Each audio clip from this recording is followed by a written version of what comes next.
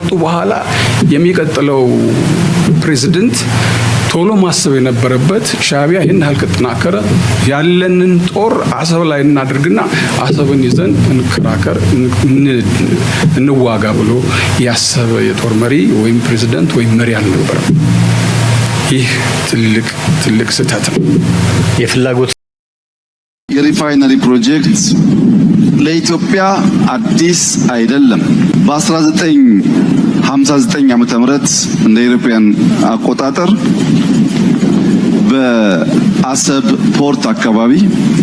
500,000 ሜትሪክ ቶን ማጥራት የሚችል ሪፋይነሪ ኢትዮጵያ ገንብታ ነበር። ከ4 ዓመት በኋላ 1963 ዓመተ ምህረት ወደ 800,000 ሜትሪክ ቶን አሳድጋ ነበር። አለመታደል ሆኖ ፖርቱን ስናጣ ቢያንስ ሪፋይነሪው የኢትዮጵያ ሀብት ኢንቨስትመንት ስለሆነ ወይ ወደ አዋሽ ወይ ወደ ድሬዳዋ መምጣት ሲገባው ሪፋይነሪው እዛው ቀልጦ ቀረ። ይህ ጉዳይ ሀገር ወዳድ ለሆኑ ኢትዮጵያውያን የሚያስቆጭ የሚያንገበግብ ጉዳይ ነው።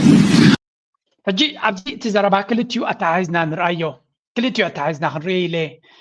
ማለት ብምሁራቱ ብኤሊት ናቱ በሚዲያ ናቱ በሃገራዊ ቴሌቪዥን ይኹን ብኩሉ በዓሉ ንሱ ድማ ማይክሮፎን ኣብ ዝሓዛ ብጉዳይ ናይ ዓሰብ ብጉዳይ ናጽነት ናይ ኤርትራ ንናጽነት ናይ ኤርትራ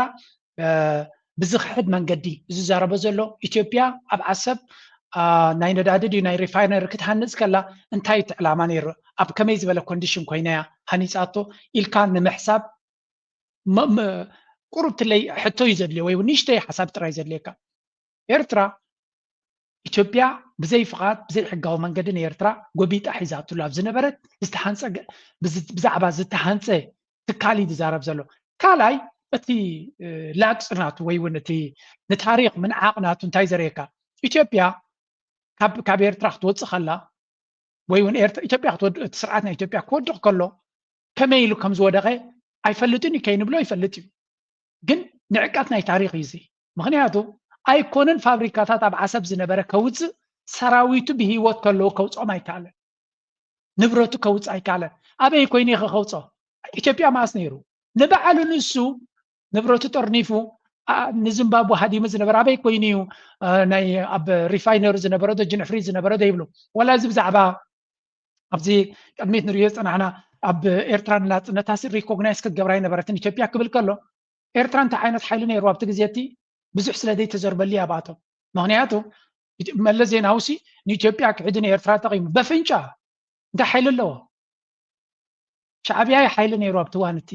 ብቅልፅም ናይ ህዝቢ ኤርትራ ናጽነት መሲሉ እዛ ሓይሊ ትበሃል ቦታ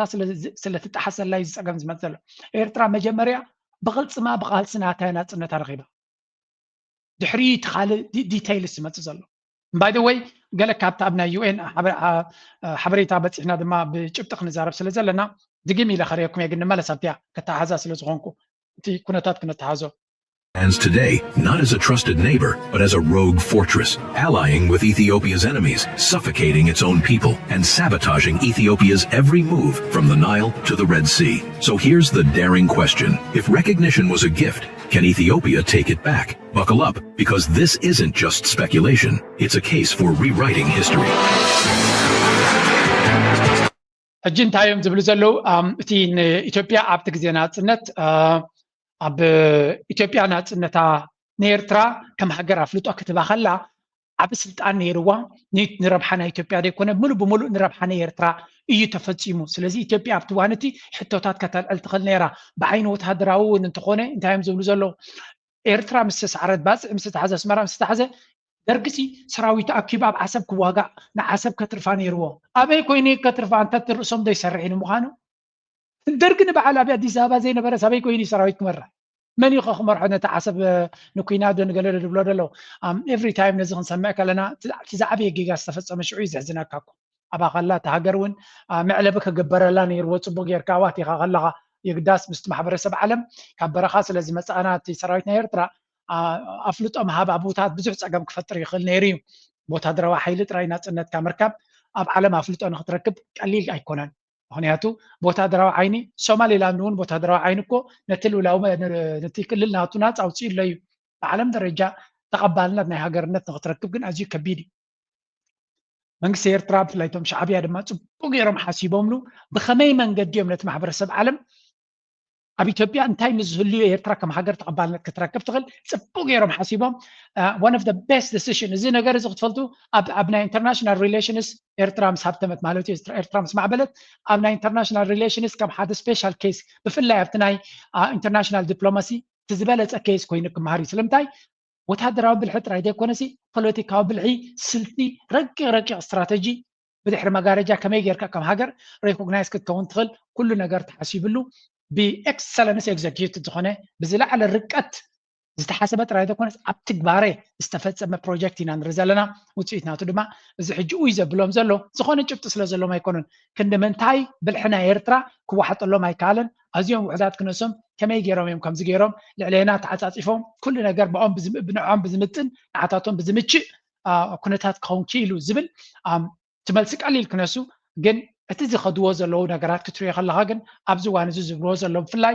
ከም ሃገር ደረጃ ንኤርትራ ስለምንታይ ሪኮግናይዝ ትኾናላ እንተስሒብናዮ እቲ ናትና ተቐባልነት ንኤርትራ እንታይ ክወርዳ ይኽእል ናይ ኢትዮጵያ ንድሕሪት ምስሓብ ጥራይ ግን ኣይኮነን ዝሓስብዎ ዘለዉ ሶም ቁሩብ ካብኡ ሕልፍ ዝበለ እዩ መጀመርያ ኣብዚ ትሪእዎ ዘለኹም ንመን እዮም ኩሉ ግዜ ከም ሰይጣን ገይሮም ቪለን ገይሮም ዘጥቅዕዎ ዘለዉ ንመለስን ንተጋሩን እዚ ከዓ ዕላማ እዩ ንኤርትራ ክትሃርብ ንኤርትራ ክትወርር ክትሓስብ ከለኻ ተጋሩ ኣብ ጎኖም ምዃን ኣብዮሞም ስለ ዘለዉ ብሰንኪ ዞም ተጋሩ ብሰንኪ እዚ ኢሊት ናይ ትግራይ እዚኣቶም እዮም ንዓና ትማል ኣብ ሓደጋ ውዲቖምና ስለዚ ንክልቲኦም ለኪምካ ንምጥፋእ እቲ ዝቐለለ እዚ ብምባል እታ ኣጀንዳ እታ ናይ ዓሰብ ትብል ዳላ ፕሮፓጋንዳ ንክልተ መሓላይ ትጠቕሞ ዘላ ንመለስ ንኣብይ ኣሕመድ እንታይ ዝብል ዘሎ ሻዕብያ ሃገሩ ከም ሃገር ንኤርትራ ናፃ ከውፃእ ከለኮ ህወሓት ስለ ዝነበረ እቲ ህወሓት ዝበሃል መርሕነት ተጋሩ ንሳቶም እዮም ስለዚ ንኤርትራ ብሓይሊ ንተጋሩ ድማ ምድምሳስ ዝብል ነታ ኣጀንዳ ብድሕሪ መጋረጃ ዘላ ፅቡቅ ጌራ ስለትኾነሎም ዘላ ንክልትዩ ብሓደ ተሃርሙ ከም ዝኽእሉ ንክልትዩ ንምስይጣን እዮም እታ ዓሰብ ትብል ኣጀንዳ ተገድሶም ዘላ ነቶም ደቂ ሃገር ይሕምመና ክብል ከሎ ድማ ዝሕምመና እቲ ናይ ትግራይ ኢሊት ሕሊፉ ስለ ዝሃባ ንዝብል ስነ መጎት ንክሸይጥ ስለ ዝደሊ እዩ ስለዚ ንዓቢ ፅቡቅ ዝኾነ ፕሮፓጋንዳ እያ ትኾነሉ ዘላ ንኤርትራ ክዋጋኣ ይደሊ ኣሎ እንተኽኢሉ ፕሮፓጋንዳ ክገብረላ ብኡ መንፅር ድማ ንተጋሩ ክሃርም ስለ ዝሓስብ ዘሎ እታ ናይ ዓሰብ ትብል ዘላ ኣጀንዳ ንክልትዩ መሓላ ሓደ ትሰርሓሉ ስለ ዘላ ክገድፋ ኢልካ ዝሕሰብ ኣይኮነን ኤርትራ ግን ኣብዚ እዋን እዚ ነዚ ኩነታት እዚ ብኸመይ ተንብበላ ከምዚ ናቱ ዓንዳር ዘረባ ክትዛረብ ሸውሃት የብላን ወይ እውን ድሌት እውን የብላን እንተኾነ ግን ኤርትራ ነዚ ኩነታት እዚ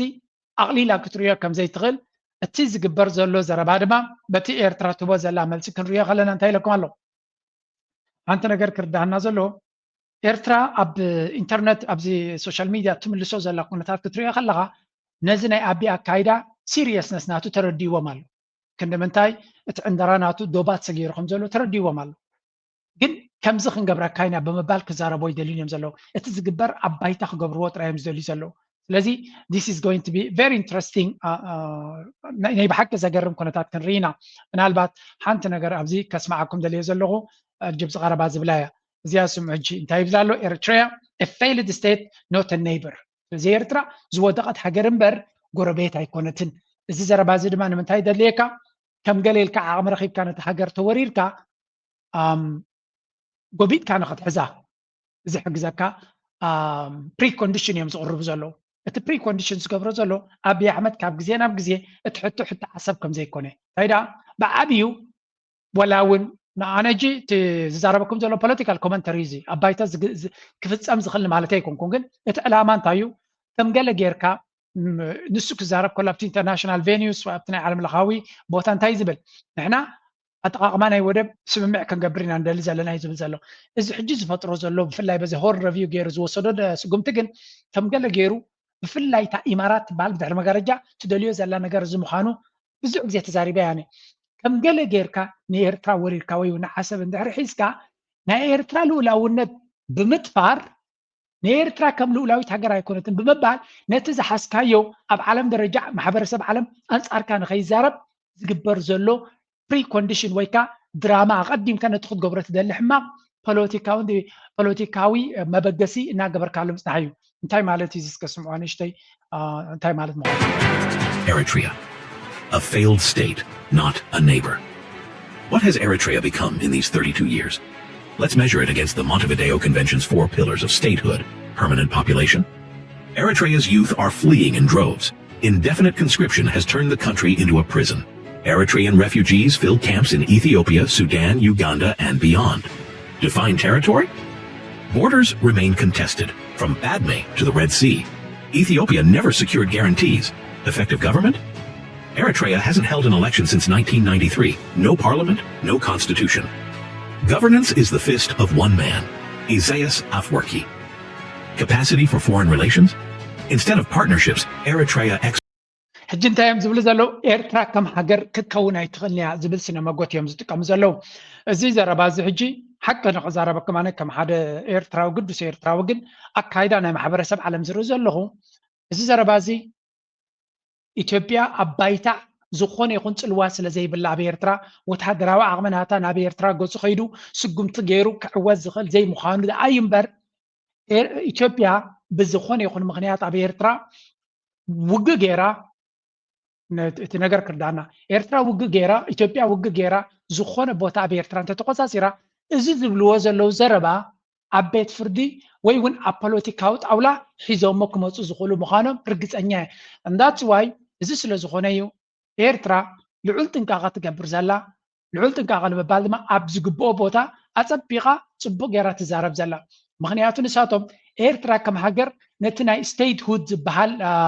ቅድመ ኩነት ኣይተማልኦን እያ ዘላ ዝብል ክሲ ኢና ንሰምዕ ዘለና ንሕና ልኡላውነት ክንገድፎ ወይ እውን እቲ ተቐባልነት ዝሃብናዮ ኤርትራ ክንገድፎ እንድሕር ኮይና ቀዳማይ ነገር ኣብ ዝርድእ ክኾነኩም እዚ ንክልቲኡ ነገር ትሶም ዝብልዎ ዘለውን ሓቅን ፈላሊና ክንፈልጦ ስለ ዘለና ናቶም ካብ ምንታይ ተበጊሶም ንምንታይ ዕላማ ይብልዎ ኣለዎ ዝገልፀኩም ዘለኹ ናትና ወገን ግን ሓደ ካብቲ ክንርድኦ ዘለና ኤርትራ ራይት ብመሰረቱ ኣብቲ ስነ መጎት ተመፂኻ ኤርትራስ right to self-determination was intrinsic and not dependent on Ethiopia's recognition ብዓለም ለኻዊ ሕጊ ብምፃፅኣ ናይ ዩናይትድ ኔሽንስ ኣብ 1945 ክቐውም ከሎ ሓንቲ ሃገር ክትከውን ወይ ህዝቢ ናፅነቱ መሰል ርእሰ ውሳነ ክህልዎ ተኮይኑ ብዝብል ዓንቀፅ ክትሪኦ ከለኻ ኤርትራ ልክዕ ነቲ ዓንቀፃት እትተማልእ ስለ ዝኾነት መሰል ናይ ርእሰ ውሳነ ኣለዎት ህዝቢ ስለዚ ሃገር ክኸውን ዲ ዝደሊ ወይስ እንታይ ይምርጩ ክውስድ መሰል ዘለዎ እዩ ምክንያቱ በቲ ናይ ኤውሮጳውያን መግዛእቲ ዝተፈላለየ መግዛእቲ ተገዚኡ ከም ሓንቲ ሃገር ኮይኑ ዝኸይድ ዝነበረ ህዝቢ ስለ ዝኾነ ልዕሊ ኩሉ ድማ ዶባቱ ንፁር ዝኾነ እቶም ገዛእቲ ሓይልታት ናቱ ዶባቱ ብትክክለኛ ሰነድ ዝተቐመጠ ዶባት ገዲፎምሉ ስለ ዝኸዱ ማሕበረቲ ዝጨቆኑናን ዝገዝኡናን ፅቡቅ ነገር ዝገበርዎ እንተሎ ነቲ ሃገርና ፅቡቅ ዶባት ገዲፎምላ ስለ ዝኸዱ ካልኣይ the Eritrean people alone held the authority to decide their sovereignty ልኡላውነት ናይ ኤርትራ ድማ መን ይድውስኖ ኤርትራ ህዝቢ ኤርትራ ይድውስኖ ስለዚ ህዝቢ ኤርትራ ልኡላዊ ሃገር ክኸውን ይደሊ ዲ ኣይደልን ንሱ ይድውስኖ እዚ ውሳነ እዚ ድማ ብፍቃድ ናይ ኢትዮጵያ ዝኸውን ከም ዘይኮነ ኢትዮጵያ ከም ልክዕ ጎረቤት ሱዳን ወይ እውን ከም ጎረቤት ስዑድያ ወይ ከም ጅቡቲ ንኤርትራ ኣፍልጦ ሂባታ ቅድሚት እውን ኣይኮነትን ሂባታ ቅድሚያ ብዙሓት ሃገራት 14 ሃገራት ቅድሚያ ሂበን ነይረን በል 15 ኢትዮጵያ ሂባ ወይ ገለ ይኩም ስለዚ ናይ ኢትዮጵያ ልክዕ ከም ካልኦት ሃገራት ዓለም ሓንቲ ሃገር ዳኣምበር ፍሊት ሃገር ኣይኮነትን ንሳቶም ማዘርላንድ ማማ ወላዲት ናታ ወላዲት ንመን ክበሃሉ ከልመሲልኩም ትግራይ ሃገር ክትከውን ተትፍትን ነይራ ወላዲት ክትብላ ትኽእል ኢኻ ኢትዮጵያ ሲ ማዘር ካንትሪ ክትብላ ትኽእል ኢኻ ወይ ኦሮሚያ ሃገር ክትከውን ድሕር ኮይና ኦሮሚያ ዝብል እቲ ኢትዮጵያ ዘሎ ናሃለ ወይ ኦሮሞ ሃገር ክኸውን ትኾይኑ ንኣብነት ኣይደኖ ከመይ ገይሩ ክኸውን ይኽእል ግን ተኾይኑ ኢትዮጵያ እታ ኣደ ሃገር ክትበሃል ትኽእል ኤርትራ ኢትዮጵያን ከምኡ ይኮናን this is not the same case ስለዚ that's why ልኡላውነት ናይ ኤርትራ ወይ እውን ሪፈረንደም ናይ ኤርትራ ፍቃድ ናይ ኢትዮጵያ ዘየድልዮ ዝነበረ ምክንያቱ ኤርትራ ነፍሳ ዝኻለት ሃገር ስለ ዝኾነት ልኡላውነት ናይ ሱዳን ናፅነት ትረክብ ከላ ናይ ኢትዮጵያ ፍቃድ ኣየድልያን እዩ ነይሩ እንታይ ትፍልል it's pretty much the same ጅቡቲ ናፃ ክትከውን ከላ ፍቃድ ናይ ኢትዮጵያ የድልዮም ነይሩ ሶማል ናፃ ክትከውን ከላ ፍቃድ ናይ ኢትዮጵያ የድልዮም ነይሩ ስለምንታይ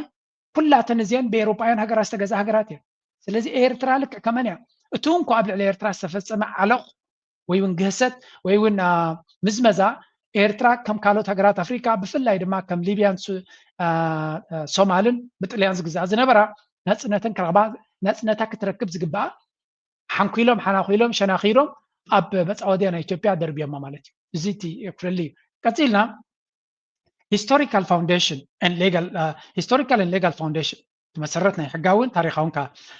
UN acknowledged Eritrea's prolonged struggle as one of the longest independence movement in Africa. Alsina hizbi Eritrea naጽነትን መሰር ሰውሳነን ኣብ ኣፍሪካ እቲ ዝነውሐ ምዃኑ UN ዝሰነዶ ሓቂ እዚ ስለዚ ህዝቢ ኤርትራ እቲ ዝነውሐ ቃልሲ ዝገብር ህዝቢ እንታይ እዩ ናይ ብሓቂ ናጽነት ይግባአኒ ኢሉ ዝኣመነ እዩ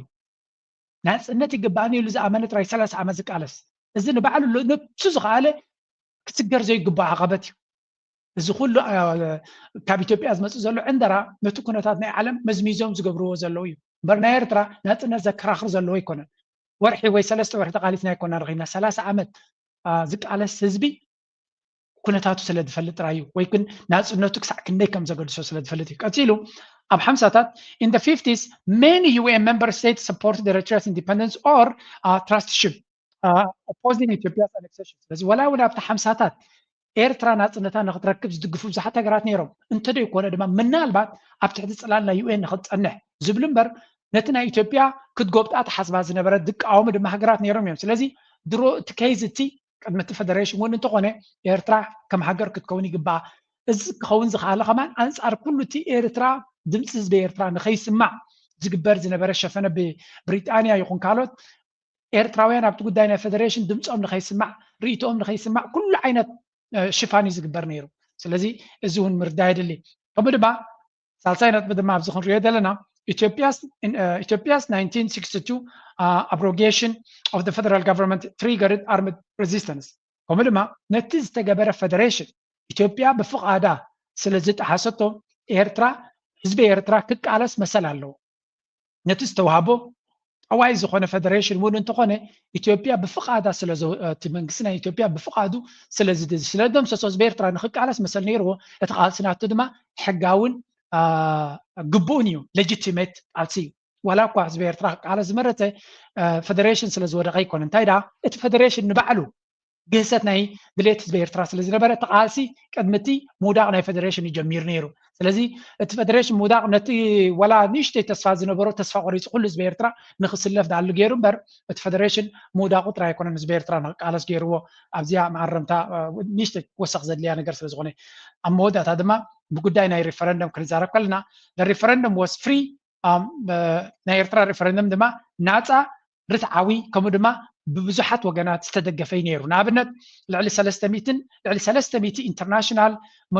ሞኒተርስ from 35 countries ልዕሊ 300 ተዓዘብቲ ካብ 35 ሃገራት መፂኦም ተዓዚቦሞም ካብ ኣፍሪካን ዩኒዮን ኣይነበረን ሽዑ ኦርጋናይዜሽን ኦፍ ኣፍሪካን ዩኒዮን እዩ ዝበሃል ነይሩ ካብኣቶም ካብ 52 ሃገራት መፂኦም ተዓዚቦሞም ናን ኣላይንድ ሙቭመንት ዝበሃል 120 ስቴትስ መፂኦም ተዓዚቦኖም Arab League 22 states ማለት እዩ European Community ድማ 15 states ስለዚ Eritrea's UN membership was supported states and admitted ስለዚ ኤርትራ ናጽነታ ይኹን ሪፈረንደም ናታ ናይ ብሓቂ ጽሩይን ብትክክለኛ መንገድን ዝተገበረ ከም ዝነበረ ንኽነግር ኢለ ዝገብሮ ዘለኹ እዚ ከዓ ትክክለኛ ታሪኻዊ መረዳእታ ነቲ መንእሰይና ክንበለና ንቐጽል ካብኡ ዝቐጸለ እቲ ካልእ መንገዲ ክንፃወቶ ንኽልከ economic artery, a shimmering ribbon of water that connects continents and cultures and has shaped the destinies of nations for centuries. Every day, 10% of global trade and a third of the world's seaborne oil pass through its narrow straits, making it one of the most vital maritime corridors on the planet. The Red Sea is not just a waterway, it's a life.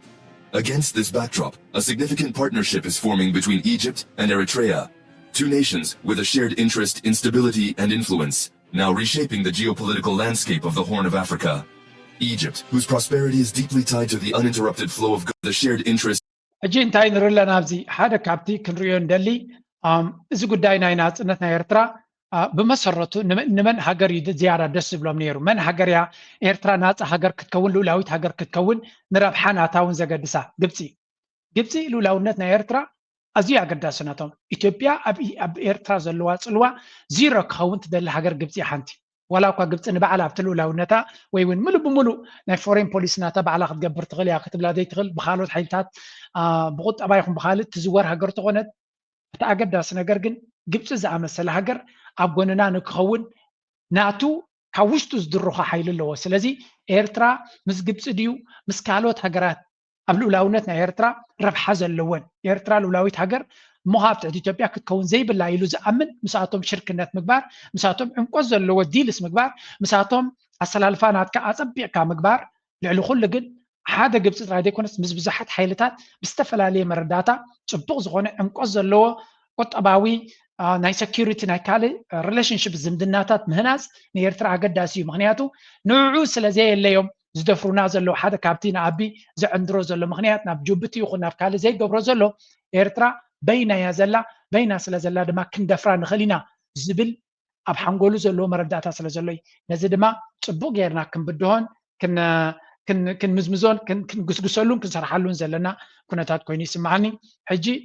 ከምዚ መቃን ከለና ኣብ ናይ ዓለም እንታይ ኣሎ ነዚ ኩነታት ዝጸልዎ ክርየ Also say here now that Eritrea and Ethiopia are different countries. Eritrea's case is quite different. I do not believe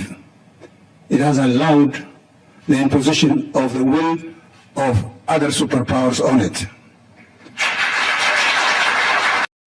ኤርትራ ክምስከረላ ከሎ ኤርትራ ከም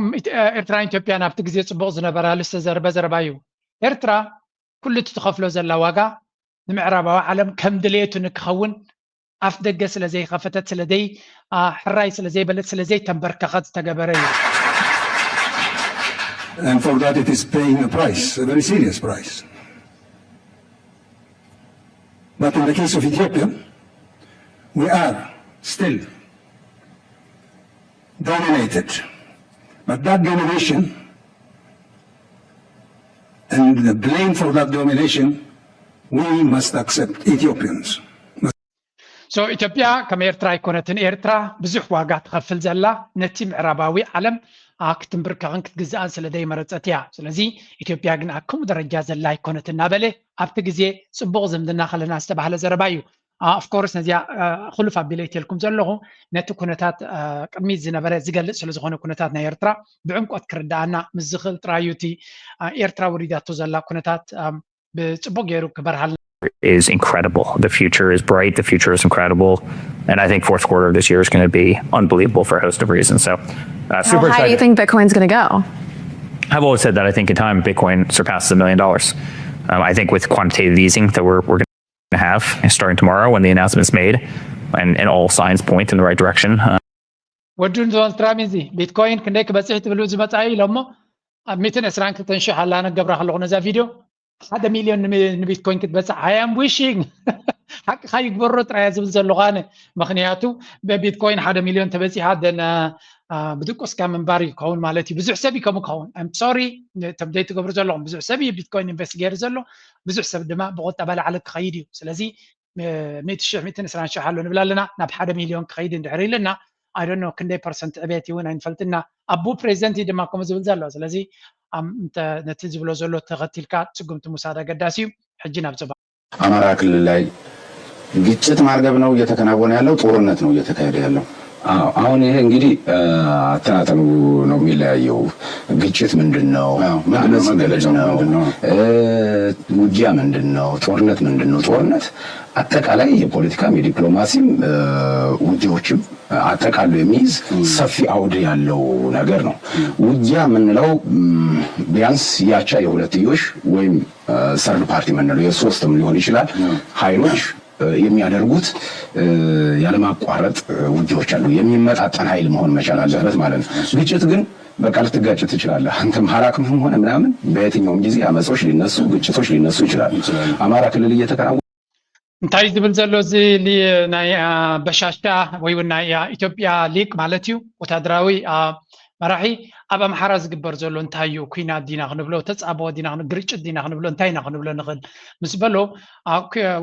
ኩናት ክበሃል ከሎ ብዓብዩ ውግእ ዝበሃል ማለት እዩ ኩሉ ዓይነት ፖለቲካዊ ዲፕሎማሲያዊ ወታደራዊ ኩሉ ዝኸውን እዩ እቲ ኩናት ዝበሃል ከምኡ ድማ ግጭት ዝበሃል እዚ ሕጂ ኣብ ኣምሓራ ዝግበር ዘሎ ግን ክትገራጩ ከለኻ ዝበሃል እዩ ስለዚ ዘረባ ስምዖ ክስሕቁ ይኹም ኣብ ድሕሪት ታይብሎ ግርጭት ኢና ንብሎ ዘለና በአምሓራ ዘሎ ክብሎ ግን ጋዜጠኛ ዝሓቶ ሕቶ ያሳቃኩም ይስምዑ ያለው እሱ ነው ግጭት ምንለው ነው አዎ በግጭት መልክ ነው ለምሳሌ እስቲ መገለጫ አሁን ለምሳሌ መገለጫው ምንድነው መሰለ ከሆነ በረሃ ተነስቶ መጥቶ ተቆጣጠር ነው ምናምን ሲባል ሰምተህ ከሆነ ማለት ነው እከሌን ከተማ ያዝ ነው ምናምን እዛው ቀበሌ 1 ተነስተው ቀበሌ 2 ያለን ነገር ከዛው ሰፈር ተነስተህ ሰፈርክን አምፀህ ስለያዝክ ብቻ በውጊያ መከላከያን ወይ አሸንፈው ወይ ያለውን ኃይል ደምስሰህ እንደተቆጣጠርክ አድርገህ ሀብት ማድረግ የለብህም። እንደሱ አይነት ነገር አይደለም። የሚመጣጠን ነገርም የለም። ይሄ የሚመጣጠንም ኃይል የለም። መከላከያን በዛ ደረጃ ቻሌንጅ የሚያደርግ የለም። እጅንታይ ዝብል ዘሎ ትስነ መጎትናቱ መጀመርያ እቲ ኣብ ኣምሓራ ዝግበር ዘሎ ሓደ ሽፍታ ድዩ ሓደ ዝኾነ ይኹን ሓይሊ ካብ ዜሮ ተበጊስካ ብሓደ ቦታ መፅዩሲ ክወስድ ንሓደ ቦታ ንሓደ ቀበሌ ወይ ንካልኣይ ቀበሌ ወይ ንገለ ቦታ ሒዘ ተቆፃፂረ ክብል ከሎ ከም ሓደ ዓብይ ኩናት ጌርካ ክትወስዶ ይትኽእል ኢኻ። ምክንያቱ ምስቲ ምክልኻል ናይቲ ሃገር መከላከልያ ዝብሎ ዘሎ እቲ ሰራዊት ናይ ብልፅግና ማለት እዩ ምስ ዝወዳደር ሓይሊ እውን የለን። ስለዚ እቲ ኩናት ምሳና ዝመጣጠር ሓይሊ እውን ስለዘየለ ኩናት ወይ ውግእ ይካየድ ኣሎ ክንብል ኣይንኽእልና። ግርጭት ሓሊፉ ናይ ሽፍትነት ምልክት ዘርእዮ ዘሎ ኩነታት እናበለ ይዛረብ ዘሎ እታ ሕቶ ናቱ ግን ሕጂ ስምዖት ከምዚ ኢሉ ክእምን ከሎ ኣብዚ እንታይ ኢሉ ሕቶ ወደ በኋላ እንመጣበታለን። ግን አሁንም እዚቹ ላይ ለምሳሌ ህገ መንግስታዊ ከሆኑ ጉዳዮችም በሎጂክም እንመልከተው። ለምሳሌ እርሱ ግጭት ነው ይሉኛል፣ ግን መከላከያ ነው የገባው ዞሮ ዞሮ በአስቸኳይ ጊዜ አዋጅም። ነገር ግን ህገ መንግስታዊ በሆነ ኢሹ ብንነሳ ግጭት የሚሊሻ ስራና የፖሊስ ስራ ነው። መከላከያ ምን ያደርጋል? አንድ ስለዚህ ጦርነት ነው ወደሚል አቅጣጫ። ሁለተኛ እርስዎ እንዳሉት የህዝብ ውይይታውን እየተደረገ ነው በተገኘ ውጤት። ኢኔሴንስ ጉዳዩ የጥቂት ሽፍቶችና እርስዎ የሚሏቸው ታጣቂዎች ሳይሆን የህዝብ መሆኑን ያመላክታል። ምክንያቱም ከህዝብ ጋር መወያየትን ምን አመጣው ከታጣቂዎቹ ጋር እንጂ ከህዝብ ጋር እስከተወያያችሁ ድረስ የህዝብም እጅ አለበት፣ ህዝቡም ነው አጠቃላይ የተቆጣ ወደሚል የሚወስደን። ሁለተኛ ለአንድ የመንደር ሽፍታ የአስቸኳይ ጊዜ አዋጅን የሚያህል ድረስ መሄድን ምን አመጣው? አስቸኳይ ጊዜ አዋጅ ሲታወጅ እዚህ ክምህር ኢሉን ዝመፀ ጀነራል ዲ ወላ መኮነን ቤላ ትምህርቲ ዝበዘሎ መጀመርያ ብናትካ ቋንቋ ሓደ ዕጡቅ ጉጅለ ወይ ሽፍታ ዓይነት ዝቃለሶ ዘሎ እንድሕር ኢልካ ከምኡ ኮይኑ እንድሕር ዝርዳእካ ኮይኑ ብሕጊ መንግስቲ ናይ ኢትዮጵያ ዝኾነ ይኹን ግጭት ኣብ ሓደ ክልል ዝካየድ ንመከላከልያ ወይ ነቲ ናይ ሃገር ሰራዊት ዝምልከት ኣይኮነን። ምልሻ ፖሊስን ምልሻ ናይቲ ዞባ ናይቲ ክልል በዓላቶም እዮም ክምልስዎ ዝግባእ። ስለዚ መከላከልያ ወይ እውን ናይቲ ሃገር ሰራዊት ኣብቲ ቦታ ክኣቱ ይግባእን እዩ። ስለዚ ግጭት ከም ዘይኮነ ምክልኻል ናይቲ ሃገር ኣብኡ ኣትዩ ስለ ዘሎ ናብ ውግእ ናብቲ ኩናት ኣብቲ ላዕለዋይ ደረጃ ከነሰጋግሮ ንኽእል። ካብኡ እውን እንተኾነ ዋላ እቲ መንግስቲ ኣካይዳ ናቱ ምስቶም ዝሰዶ ዘሎ ወታደራዊ ዓቕሚ ናቱ ምስቶም ፋኖ ጥራይ ኣይኮነ ዝዋጋእ ዘሎ ምስቲ ህዝቢ እውን ክዘራረብ ይፍትን ኣሎ። እዚ ድማ እንታይ እዩ እቲ ቃልሲ እቲ ካብ ህዝቢ ዝብገስ ምዃኑ እምበር ሽፍትነት ጥራይ ከም ዘይኮነ ድማ ትርዳእ ኢሉ። ስለዚ እቲ ኩነታት ከምቲ ንስኹም ትብልዎ ኣይኮነ። ካልኣይ ድማ ዝመጣጠን ሃብቲ ዓቕሚ እውን የለን ገለገለ ትብል ፀኒሕካ ኢለዎ። ከምኡ እንተዝኸውን ነይሩ ስቴት ኦፍ ኢመርጀንሲ ወይ እውን ናይ ቀዳማይ ናይ ህፁፅ ትእዛዝ ኣዊጅኩም ንዓመታት ኣይመቐፀለን ኢልዎ። ብሓፂር ግዳይ ዝውዳእ ነይሩ እንተዝኸውን ከምቲ ስኻ ትገልፆ ዘላ ተመጣጣኒ ሓይሊ የለን እንተትብል ስቴት ኦፍ ኢመርጀንሲ ምእዋጅ ኣየድልየካኒ ነይሩ ቀልጢፍካ ምወዳእካዮ። እዚ እውን ካብቲ ትብሎ ዘለካ ወፃኢ እቲ ኩናት ከቢድ ኩናትን ሓደገኛ ኩናት ምዃኑን እዩ ዝንገር ዘሎ እዩ ዝብሎ ዘሎ። እቲ ኩነታት ድማ እዚ ንሪኦ ዘለና እቲ ሞራል ናይ ፋኖ እዩ። እቲ ብዙሕ መንእሰይ ዝስለፎ ዘሎ ደሞዝተኛ ዘይኮነ ብሞራል ናቱ ብሓላፍነት ናቱ ካብ ውሽጣዊ ድሌት ናቱ ምስ ህዝቡ ኮይኑ ዝገብሮ ዘሎ ቃልሲ ገለ ክፋል ምስቲ ናይ ሰውራ ናይ ኤርትራ ዝተሓሓዝ ትሪኦሉ ኢኻ። ምክንያቱ ደገፍ ካብ ህዝቢ ዝረክብ ዘሎ ብወለንቱ ተበጊሱ ዝቃለስ ዘሎ እምበር ደሞዝ ዝኸፍሎም ሰብ እውን የለን። ስለዚ ከምዚ ዓይነት ቃልሲ ድማ ጠጠው ከተብሎ ኣዝዩ ከቢድን ሓደገኛ ሓያል ብድሆን እዩ። ኣብይ ኣሕመድ ድማ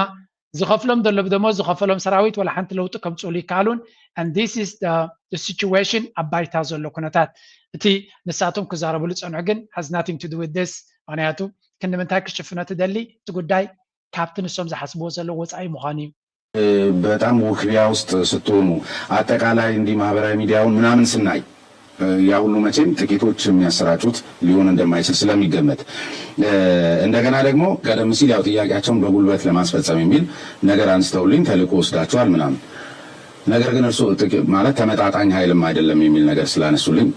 እና ተመጣጣኝ ኃይል ካልሆነ ምንድነው ጠቅላላ ነገሩን በ24 ሰዓት በአንድ ሳምንት ውስጥ ጨርሳችሁ ሰው ወደ ስራው የማይገባው እስከዛሬ ድረስ እነዚህን የጥቂት ታጣቂ ኃይሎች ከሆነ ጥቂት ታጣቂዎችን በአንድ ጊዜ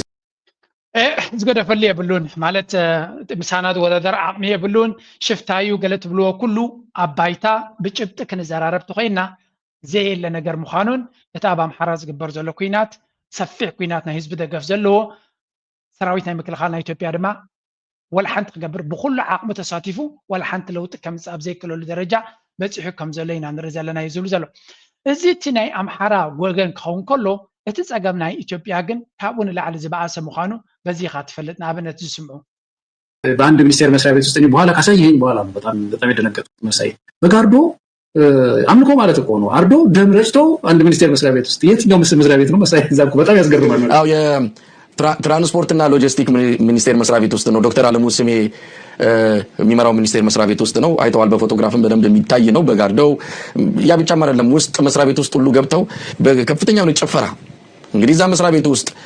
ሌሎች እምነት ተከታዮች፣ ሌላ ብሔረሰብ አባላት ኢትዮጵያውያን ያሉበት የነዛስ መብት። በነገራችን ላይ ገለታው ዓርብ ዕለት ትምህርት ተዘግቷል። የለም ትምህርት። ዓርብ ዕለት አዲስ አበባ መስሪያ ቤቶች ስራ አይሰሩም። በካላንደር ያልተገለጸ በህዝብ ተወካዮች ምክር ቤት ቀን ተመድቦ ኢሬቻ ቀን ላይ ለዛው በለቱ አይደለም በዋዜማው እኮ በዋዜማው ነው። እንታይም ዝብሉ ዘለው እዚ ናይ ኦሮሞ ባህሊ ወይ ናይ ኢሬቻ ዝበሃል በዓል ናይ ኦሮሞ ንህዝቢ ኢትዮጵያ ዳርጋ ሃገራዊ በዓልን ናይቲ ህዝቢ ኩሉ ባህሊ ክገብርዎ ይፅዕሩ ከም ዘለዎ ተመሮሞ እቲ ውፅኢት ድማ እቲ መንግስቲ ዳርጋ እቲ ናይ ኦሮሞ ሓይሊ ናይ ኦሮሞ ባህሊ ናይ ኦሮሞ ኣተሓሳስባ ሓደ ግዜ ድማ ኣምልኾውን ክትብሎ ትኽእል ኢኻ እዮም ዝብሉ ናብቲ ህዝቢ ኢትዮጵያ ወላ ብመንግስቲ ደረጃ ዘይተኣወጀ ክነሱ በፍንጫ ክትወሎም ይፍትን ከም ዘሎን እቲ ህዝቢ ድማ ህዝቢ ኣምሓራ ብፍላይ እቲ ካልእ ህዝቢ ኩሉ ናይ ብሓቂ ቂምታ ከም ዘለዎ ኣብዚ ጉዳይ እዚ ኣይተዋሕጠሉን ኣሎ። እቶም ኦሮሞ ግን ናይ እሊት ናይ 4 ኪሎ ናይ 3000 ዓመት ታሪክ ኣለና ክብሉ ከለው እቲ ፀገም ናቶም ግን ደረት ዘይብሉ ምዃኑ በዝራእዩ ኢሬቻ አሁን አይደለም የተጀመረው። በዛን ሰዓት ራሱ ከ1 ሚሊዮን ዓመታት በፊት ማለት ነው። ከዛን ሰዓት ራሱ ኢሬቻ አለ። እንታይ ብልፀኔ ሰሜኩም ዶ ኢሬቻ ሕጂ ኮነ ተጀሚሩ ቅድሚ 1 ሚሊዮን ዓመት ኢሬቻ ከም ዝነበረ ኣብ ሃገራዊ ቴሌቪዥን ዝዛረብ ዘሎ እዩ። ስለዚ ናይ ኢትዮጵያ ፀገም is like ውሽጢ ዝኣተወ ፀገም ምዃኑን በዚ ኩነታት ንሪኦ ዘለና ድማ ዝኸድዎ ዘሎ መንገዲ ኣይደነ መወዳቱ እንታይ ክኸውን እዩ። ግን እቲ ዘለዎም ፀገም ዳርጋ ናይ ብሓቂ እቲ ህዝቢ ብፍላይ እቲ ናይ ኦሮሞ ምስፍሕፋሕን ሓይልን ካብ ግዜ ናብ ግዜ ተቃውሞ ይገጥመሎ። እዚ ሓደ ካብኡ እዩ። ኣብዚ ኤርትራውያን ዝገብሩ ኣብ ቀንዴል ሚድያ ዝገብሩ ሪኣክሽን ክዘውር ኣለኹ እስከ ድሓን ግን ፅንሕ ኢለ ከሪአኩም እየ። ምክንያቱ ቅድሚኡ ገለ 2-3 ከስማዓኩም ዝደለኹ ኣለኹ። ኣብዚ እውን ነዚ መንስማዓዮ ኤርትራን የሚያጠቃ ከሆነ ከሻዕቢያ ጋር እንሰለፋለን፣ ሻዕቢያን አናስነካም እያሉ ነው እነ ተፈራ ማሞ። ኢትዮጵያ ጀነራል ያደረገችው ሰውዬ ኢትዮጵያዊ ጀነራል ነኝ ብሎ የሚያስብ ሰውዬ ኢትዮጵያን ከሻዕቢያ ጋር አብረን እንወጋለን፣ ኢትዮጵያ በአሰብ ጉዳይ ንቅንቅ ካለች፣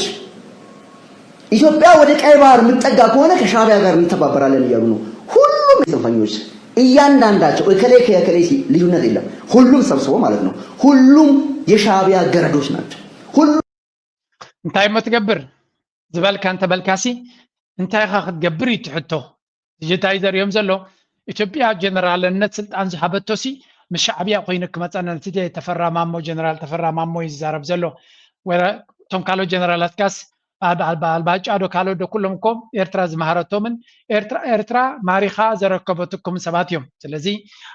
እዚ ዝብል ዘሎ ድማ ኣብይ ኣሕመድ ዝዓበየ ሓደጋ ናይ ኢትዮጵያ ስለ ዝኾነ ንኤርትራ ክወሪ እየ ዝብል ዘሎ ንኤርትራ ክጠቅም ኢሉ ዘይኮነሲ ዝያዳ ንኢትዮጵያ ነቶም ናይ ሰሜን ህዝቢ ከጥፍእ ስለ ዝደሊ ዘሎ እዩ ዝብል እዩ። ውፅኢት ድማ ኣብዚ እውን ንሰምዖ ኣለና ብኩሉ መንገዲ ዝዝረብ ደቡ ነበረ። ባለፉት ሳምንታት የነበረው ፕሮፓጋንዳ መሳይ እንደምታውቀው አልሆነም ነበር ከግድቡ ወደ ድፍድፉ የሚል በሐፈሻ እቲ ናይ ኣምሓራ ከትናንት ጀምሮ እቲ ናይ ኣምሓራ ሚድያ ነቲ ኩነታት ናይ ኣቢ ብተሪር እዩ ዝቃወመ ዘሎ ግን ገሊኡ ከዓ ንዑ ንምትላሊ ወፊሩ ዘሎ በቀይ ባህር ጉዳይ፣ በአባይ ተፋሰስ ጉዳይ ውሃው ማለት ነው። እንደዚሁም በቀጠናው ጉዳይ ላይ የኤርትራ ሉዓላዊነት ከሚያከብር ከማንኛውም አካል ጋር ለመነጋገር፣ ለመወያየት፣ ለመደራደር ዝግጁ ነን ብላለች ተብሎ መረጃ ወጥቷል። ኦኬ ኤርትራ ንሉዓላዊነተይ መዘኸብር ዝኾነ ሓይሊ ብዛዕባ ዝኾነ ይኹን ክትዘራረብ ትፉት ማዕጾ ከም ዘለዋ ነቲ ፍሉይ ዓብይ ኣማኻሪ ናይ ጉዳያት ናይ ኣፍሪካ ዝምልከት ጉዳያት ናይ ዶናልድ ትራምፕ ኣብ ዝረኸበቶ ገሊፃ ንልኡላውነታ ብዘኽብር መንገዲ ምስማን ንማሃገር ብጉዳይ ናይ ቀይ ባሕሪ ይኹን ቀርኒ ኣፍሪካ ከምኡውን ብጉዳይ ናይ ኒል ተፋሰስ ክትዘራረብ ከም ትደሊ ተገሊጹ። ሕራይ እሱን ነው እንግዲህ ያስተባበሉት። ምክንያቱም በባህር ጉዳይ ላይ እንደራደራለን ካሉ ለኢትዮጵያ የባህር በር ጥያቄ እውቅና እየሰጡ ነው። ማለትም ኢትዮጵያ የባህር በር ጥያቄ አላት የሚለውን ማለት ነው። እውቅና መስጠት ማለት መፍቀድ ማለት አይደለም። በኤርትራ መንግስት በኩል በሻዕቢያ በኩል የሚታመነው እምነት ኢትዮጵያ የባህር በር ጥያቄ አላት ተብሎ አይታመንም። የውይይት የድርድርን አማራጭ መርጠው ሳይሆን ለስልት ነው እየተጠቀሙት ያሉት። ከጦርነት አዋጅ ጋር ለይተን ልናየው አይገባም የሚል እንታይ ፍልል ያለው ሕጂ እንታይ ዝብል ዘሎ ኤርትራ ከዘራረብ ክልየ ንኣሜሪካ ንልኡላውነተይ ኣኽቢረ ክትብል ከላ ነቲ ናይ ኢትዮጵያ ሕቶ ናይ ኣፍ ደገ ባሕሪ ተቐቢላቶላ ይደስምዕ ኣፍቂዳትላ ኣላ ማለት ኣይኮነን። ምክንያቱ መርገፂ ናይ ሻዕብያ ዝነበረ ክሳብ ሕጂ ሕቶ ናይ ኣፍ ደገ ባሕሪ ዝብልዎ ዘለዉ ናይ ኢትዮጵያ ሕቶ ናይ ኣፍ ደገ ባሕሪ ዘይኮነ ንኩናት ንክጅምር ብድሕሪ መጋረጃ ዝጥቀምሉ ዘሎ ምክንያት እያ ትብል ነይራ። ሕጂ እውን ኣይተቐየረን። ኣብዚ ንዩናይትድ ኔሽንስ ኤርትራ ከምያ ኢላ ኤርትራ ንሓዋሩ ኣፍ ደገ ባሕሪ ንኢትዮጵያ ከልኪላታ ኣይትፈልጥን እያ። ትፀገም ኣፍ ደገ ባሕሪ ድሌት ዘይኮነ ዘለኩም ናይ ጎበጣ ናይ ምስፍሕፋሕ ሕልሚ ዘለኩም እያ ኢላትኩም ኤርትራ። ሕጂ እውን ከምኡ ስለ ዝኾነ ዝተቐየረ ነገር የለን። ስለዚ ኮለል ከብልዋ ዝውዕሉ ዘለዉ ዘረባ ድሓን ብትግርኛ ዝያዳ ነዛ ጉዳይ እዚያ ዝገለፅዋ ክንርኢና። ናይ ኤርትራ ናይ ወፃኢ ጉዳይ ሚኒስቴር ዑስማን ሳልሕ ምስ ኣብ ናይ ኣሜሪካ ፍሉይ ልኡኽ ናይ ኣፍሪካ ከምኡ እውን ምስ ተወካሊት ሕብረት ኣውሮፓ ኣብ ጉዳይ ቀይሕ ባሕሪ ዘተ ገይሩ ነይሩ። ነዚ ተተሓሒዙ ድማ ሚድያታት ኢትዮጵያ ኤርትራ ኣብ ጉዳይ ቀይሕ ባሕሪ ምስ ኢትዮጵያ ዘተ ከም ትገብር ድርድር ከም ትገብር ኣብ ስምዕ በፂሓ ኢለን እናፀብፀባ እየን። እዚ ብኸመይ ክንሪኦ ንኽእል? ከምኡ እንተኮይኑ ኸ ንትግራይ ዘለዎ ኣሉታዊ ፅልዋ እዩ። ሓሰቲ መጀመርያ ከምኡ ዝብል ሓንቲ ኦፊሻል ዝኾነ ክሬዲቢሊቲ ዘለዎ ሓበሬታ የለን። ብዛዕባ ተጠቃምነት ክነውግዕ ንኽእልና እዚ ከዓ ፖለቲካ ዘይኮነስ ኢኮኖሚ እዩ። ስለዚ ተጠቃምነት ወደብ ዘይብለን ዓድታት ናይ ወደብ ናይ ምጥቃም ዕድል ኣለዎን። ተጠቃምነት እዩ ኢኮኖሚክ ትራንዛክሽን እዚኦም ዝበሉ ካብ ወፃኢ እቲ ዝበሃል ዘሎ ነቲ ብልፅግና ኦሮሞ ዝፈጠሮ ኣጀንዳ ሌጂትማይዝድ ንምግባር ዝግበር እዩ። ንኡ ትክክል ምዃኑ ዘመላኽት ይኸው እዚ ረኺብና ኣለና ማለት ዘይኮይኑ ሓደ ሓሰት እዩ። ካልኣይ ኦፊሻሊ ናይ ኤርትራ ኤምባሲ ኣብ ኢትዮጵያ ሕላዊ መግለፂ ይህብሉ እዩ። ከምኡ ዓይነት ወረ የለን ኣይተዘተኑን የለን። ካብኡ ብተኣማናይ ዝኾነ ናይ ሓበሬታ ምንጪ ኣብ ቀይሕ ባሕሪ ድርድር ክገብር እየ ዝብል ስቴትመንት የለን። ታንክ ዩ እሳያታ ዘረባ ድራማ ዝነበረ እዩ። ድራማ ግን ስለ ዝደልይዎ ክቅፅል እዩ። እሱ ይሰራዋል። 20%ቱን ኃላፊነታችን ነች፣ ለቅመን እናስረክባለን፣ እንሰራለን። 20%ቱ ላይ እየሰራችሁ ነው ወይ ነው ጥያቄው? እሱ በሚገባ ሎክ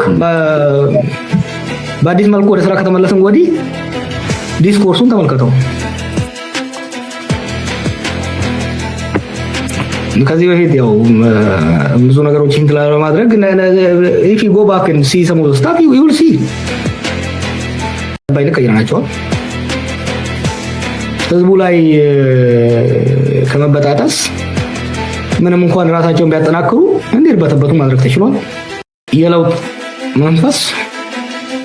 ፈርስት ስቴፕ ወደ ሶስተኛው ምዕራፍ እየገባ ነው። የመጀመሪያው ምዕራፍ ህዝቡ ወደ ትግል ብሓፈሻ እንታይ እዩ ትሕቶ እዚ ቃልሲ ትብልዎ ዘለዎም ስቕ ኢልኩም ግዜ ንኸተጥፉ ዲኹም ትገብሩ ዘለዎም ወይስ ብትክክል ለውጢ ከተምፅኡ ትኽእሉ ሓይልታት ኢኹም ተባሂሉ ንዝሕቶ ዘሎ ብርግፅ ንሰርሖ ኣለና። 50% ቁጠባ ይሰርሓልና ኣሎ፣ 30% ኣብ በባዕሉ ብሓሶትን ብሸፈጥን ይሰርሓልና ኣሎ፣ 20% ጥራይ ካብቲ ቃልሲ ዘድሊ ኢልዎ እቲ 20% ክትገብርዎ ኣለኹም ዲኹም ኢሎ ብርግፅ ይግበር ኣሎ። እቲ ህዝቢ በቲ ዘለዎ ኩነታትን መድረኽን ተላዒሉ ነቲ ኩነታት ነቲ ቃልሲ እናተሓወሰ እዩ። ስለዚ ኣብ ንባዕሉ ነቲ ናቱ ውጥቀት ገለ ካብቶም ኣክቲቭሊ ዝሰርሕ ዘሎ እዩ እናበለ እዩ ዝገልፆ ዘሎ። ናይ ብሓቂ ዘገርም ኩነታት እዩ። ክንቅፅል ሓደ ዓብይ በዓል ስልጣን ናይ ዓዲ ሚኒስተር ዝነበረ ወይ ኢታማጆር ሹም ዝነበረ ኣብ ኢትዮጵያ ትግራይ እውን ተቃሊሱ كخفله زخل بعقم زخفله حج خيدو أب بري بيتاچو جناز بهالمراجع خفيله خصبه لو سبل لوص نحنا تبال دحر ساعه تملس ناوزينا وريدنا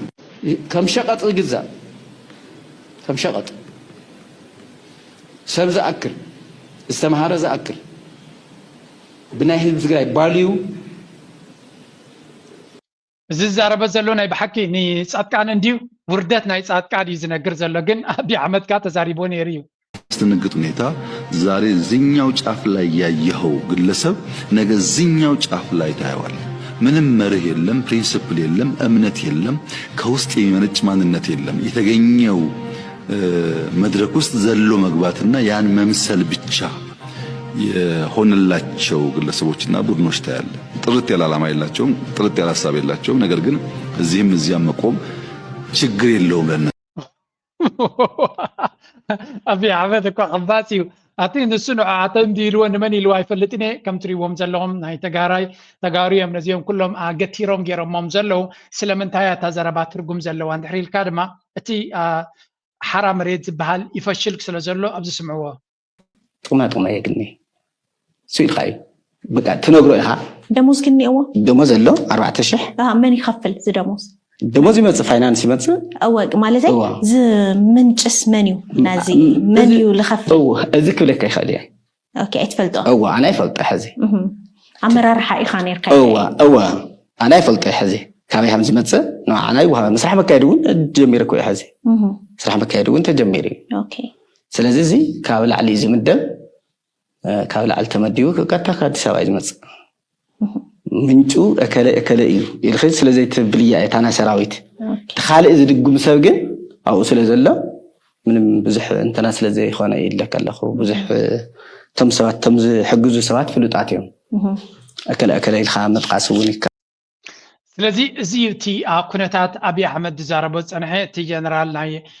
ደቡብ ትግራይ ዘሎ ድማ እቲ ዝብዝ ሰምዖ ጸንሐኩም እቲ ኩነታት እንታይ ከም ዝመስል ንኽርዳእና እዩ ክሳዕ ክንደይ ውርደት ከም ዘሎ ፍጥረት كم ترى شقط حد عبي بعد سلطان نا عبدي منستر زنبري وإذا ما جرشم زنبري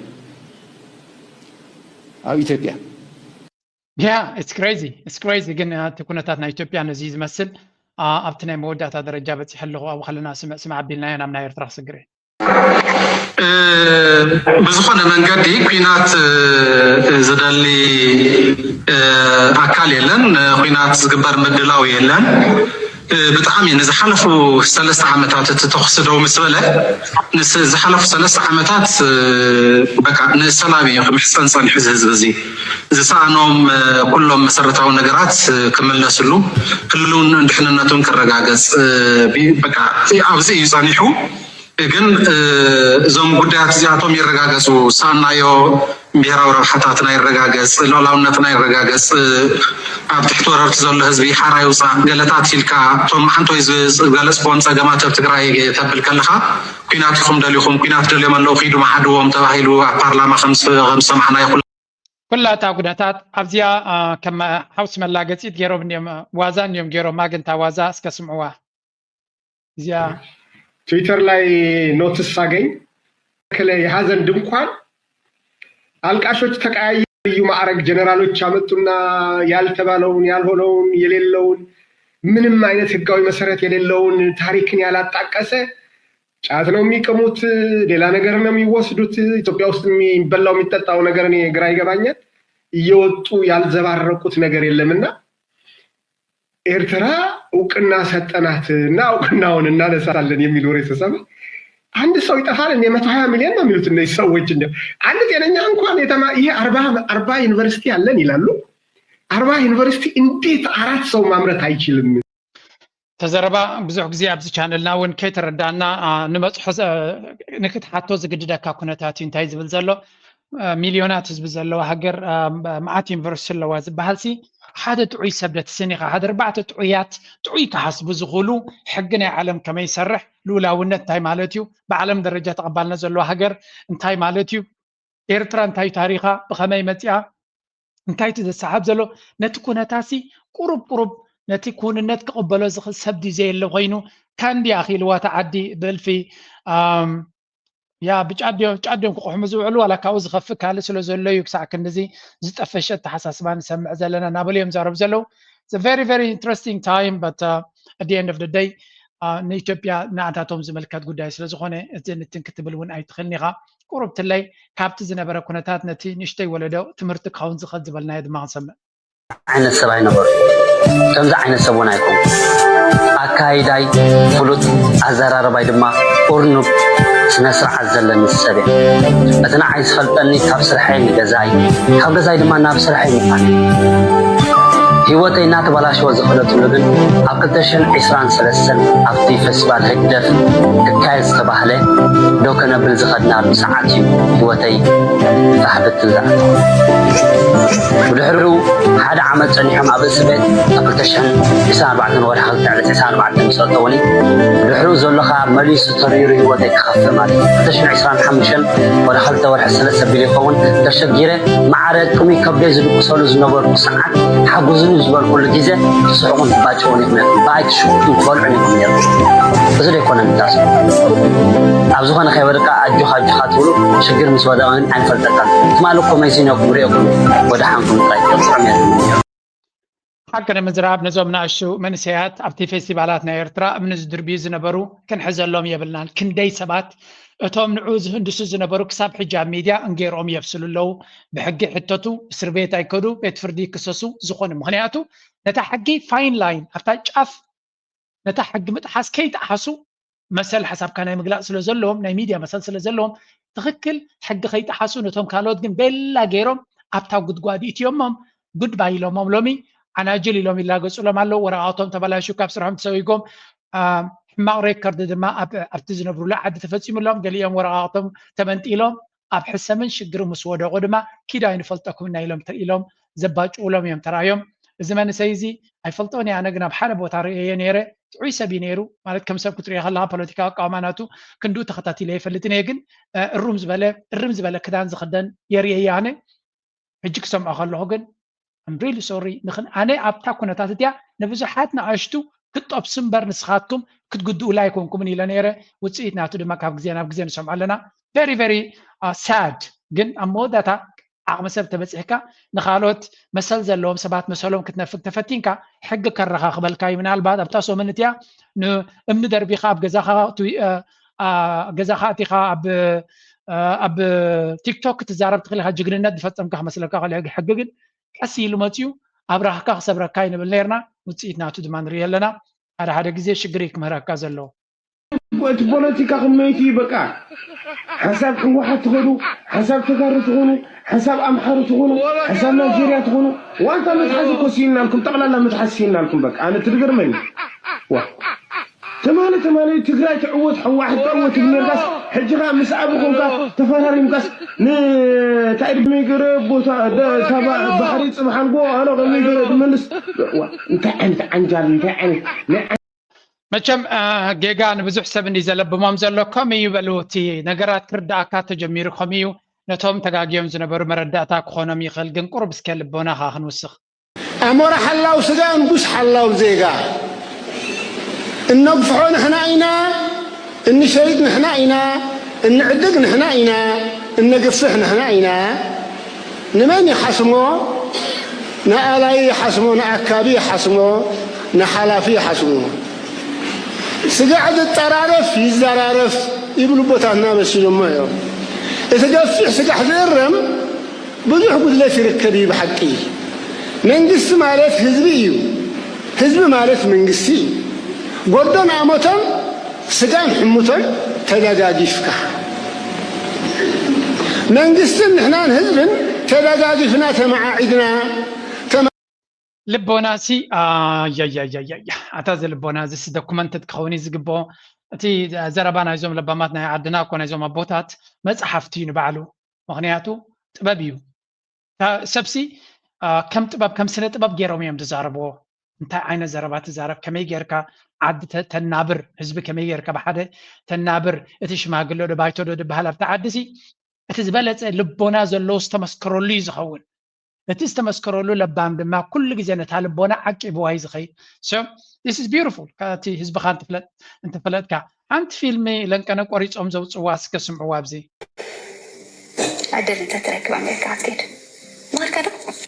بليغال عدل انت تركب مخوركم مسلني كنت نايك قدمني جيغا فصم አይደልني دحرك حج زرد انا بزح ነገር አለው እንታይ እስከገል خاطر ዝርዳካ ነገራት አፍሪካውያን ክሳብ ሕጂ ኣብ መግዛእት ከም ዘለና እዩ ዝርዳእና ዘሎ ጻዓዱ ብዝገደፎ ናይ ዘርእን ቅርሕቲ መሓዩሪና ተሓይርና ዘለና ኣብ ከርሲ መሬት ኣፍሪካ ዘሎ ፀጋ ኢና ዓለም ዘናብራ እታ ድኻ ትበሃል ሳልሳይ ዓለም ንዓለም ትቕልባ ደቃኻ ብጥሜትን ስደትን ይሃልቁ እቲ ምክንያት እንታይ ምዃኑ ትፈልጢ እንታይ ኣይፈልጥኒ ኣፍሪካውያን ኣብ ከርሲ መሬቶም ዘለው ፀጋ ውፅኦም ክንድን ህዝቦም ዘዕንግሉ ካብ ፃዓዱ ኣፅዋር ገዚኦም ክተሃናቆቱ ስለዝቆሎም ዓለም ከዓ ከምኡ ንክገብሩ እያ ተተባብዕ ሙስሊም እንታይ ከም ይገብሩ ከምኡ እንተዘይገይሮም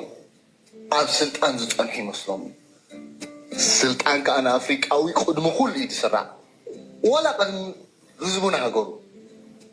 ፃዓዱ ኸ ስለምንታይ ንኣፍሪቃውያን ኣህባይ ይብልዎም ትፈልጡ ዶ እንዴ አይፈልጥኒ ምናልባት ግን በመልክዕ አይኮን መልክዕ መስለኒ ኖ ኖ ኖ ንሱ ድሓር ናብ ከምኡ ዝተወስደ ቀደም ፃዓዱ ብጥሜት ንንሕድሕዶም ክባልዑ ምስ ጀመሩ ዝብላዕ ክደልዩ ንኣፍሪቃ ክስደዱ ጀሚሮም ዋ ማዓስ እዚ ቀደም እዩ ቅድሚ ኣሽሓት ዓመታት ሽዑ